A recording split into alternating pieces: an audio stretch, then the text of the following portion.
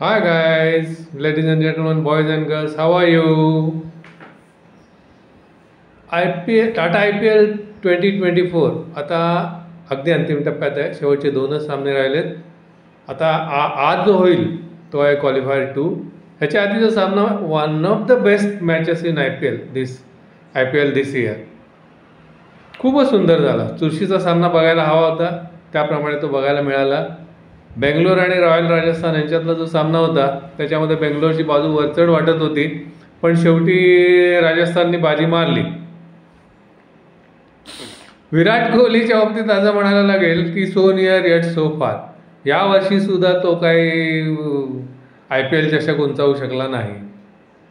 ठीक आहे, चालायचंच, असं हे क्रिकेट म्हटल्यानंतर असं काय होणारच. सुरुवातीला असं वाटत होतं की ह्यांचं जरा स्पिरिट हाय आहे बेंगलोरचं, पण राजस्थान रॉयल अतिशय सुंदर खेळले, ऐन वेळेला खेळ उंचावला आणि मॅच जिंकून गेले. पहिल्यांदा जेव्हा ह्यांची टॉस जिंकून बॅटिंग दिली आहे ना, तेव्हा तो ड्यूचा थोडा इफेक्ट होणार आहे, दुसरी गोलंदाजी करताना अडचणी येणार आहेत. हे सगळं जरी खरं असलं तरी प्राप्त परिस्थितीचा फायदा सगळ्यात जास्त उठवला तो राजस्थानने. पहिली बॅटिंग करताना कोहली फाफ यांनी सुरुवात बरी केली, पण अतिशय चांगली अशी नव्हती. कोहली 33 रन काढून आऊट झाला, फाफही तसा स्वस्तातच आऊट झाला. मॅक्सवेल ज्याच्याकडून खूप अपेक्षा होती तो पुन्हा 0वर बाद झाला. आणि तसं पाहायला गेलं तरी फलंदाजी ढेपाळली. 20 ओव्हरमध्ये 172ला 8 हा काही मॅच विनिंग स्कोअर नाही, पण पिच स्लो होतं, रन्स करायचे अवघड होते, त्यामुळे मॅच रंगतदार होणार हेही नक्कीच होतं. आता जेव्हा राजस्थान रॉयलच्या बॉलिंगसाठी राजस्थान रॉयल नंबर 1च आहे, प्रश्नच नाही. राजस्थान रॉयलकडे बोल्टचा मध्यमगती मारा आहे. अश्विन आणि चहल हे दोन एक्सपिरियन्स बॉलर्स आहेत. काल त्यांना आवेश खानची अतिशय सुंदर साथ मिळाली, त्यांनी अतिशय महत्त्वाच्या 3 विकेट काढल्या आणि राजस्थान रॉयल बेंगलोरला 172पर्यंत रोखू शकले. आता हे 172 रनसुद्धा तसं अगदी केक वॉक नव्हतं, हे नक्कीच.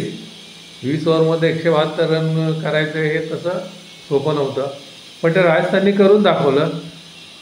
आज पुन्हा एकदा हे मोठे मोठे जे प्लेयर्स आहेत ते बिग मॅच प्लेयर्स असतात, ते आज पुन्हा एकदा यशस्वीने आपल्या बॅटिंगमधून सिद्ध केलं. जेव्हा गरज होती तेव्हा त्यांनी चांगल्या धावा केल्या. रियान पराग तर या स्पर्धेमध्ये चांगलाच खेळतोय, उत्तम फलंदाजी केली त्यांनी. आणि ही मॅच शेवटी रोहन पॉवेल वेस्ट इंडिजचा कप्तान, त्यांनी डोकं शांत ठेवून फलंदाजी केली आणि ही मॅच राजस्थानला जिंकून दिली. आणि त्यांनी आता they will lock horns with Calcutta in the finals. त्यामुळे फायनल्सला असं आत्ता वाटतं आहे, कारण आज आता पुन्हा एकदा त्यांचा सामना आहे तो हैदराबादशी आहे. हैदराबाद आणि बेंगलोर ह्या दोन्ही जे संघ आहेत ते साधारण एकाच दिशेने जात आहेत असं मला वाटतं. त्यांची जी फलंदाजीची भिस्त आहे, इकडे विराट कोहली आणि फाफ, तसंच इकडे ट्रॅव्हिस हेड आणि अभिषेक या दोघांवरच आहे. आता इकडे हे दोघे जर फेल गेले पहिले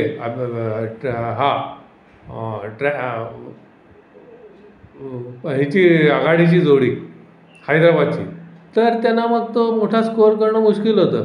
ट्रॅव्हिस हेड आणि अभिषेक जर चालले तरच त्यांचा स्कोअर चांगला होतो, नाहीतर तो संघ अडचणीत येतो.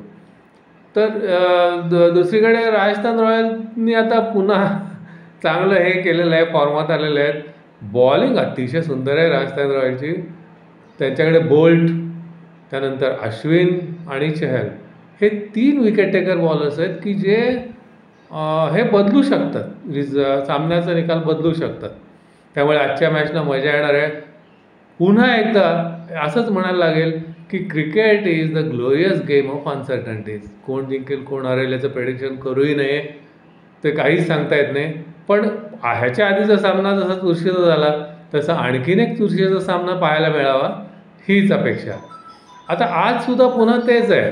ह्याच्याकडे जर हैदराबादची जर आघाडीची जोडी चालली तर त्यांचा विजय होऊ शकतो. आता मला असं वाटतं की ते दोघे आणि क्लासन हे सोडले तर हैदराबादकडे चांगले फलंदाज नाही. त्यांनी आज कसं तरी करून मार्करमला संघात जागा द्यायला हवी. या चेपॉकची जी विकेट आहे ती स्पिनला चांगली आहे. मार्करम ह्या ग्राउंडवर हे पण उत्तम टाकू शकेल, बॉलिंग पण उत्तम टाकू शकेल.